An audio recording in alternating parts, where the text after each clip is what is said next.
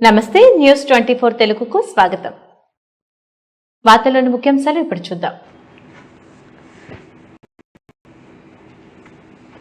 అనంతపురం జిల్లా సింగనమల నియోజకవర్గంలోని నార్పలం మండల కేంద్రంలో గల బి కొప్పూరు గ్రామ పరిధిలోని ప్రాథమిక ఆరోగ్య కేంద్రం ఆధ్వర్యంలో పర్యవేక్షకులు శ్రీరాములు అధ్యక్షతన వడదెబ్బ తగలకుండా తీసుకోవాల్సిన జాగ్రత్తలపై అవగాహన సదస్సును నిర్వహించారు.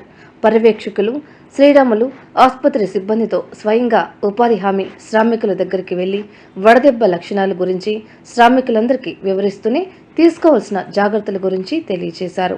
ఈ కార్యక్రమంలో ఏఎన్ఎం అంజలి, ఆశా కార్యకర్తలు రామసుబ్బమ్మ, మాధవి, క్షేత్ర సహాయకుడు నరసన్న, ఉపాధి శ్రామికులు తదితరులు పాల్గొన్నారు.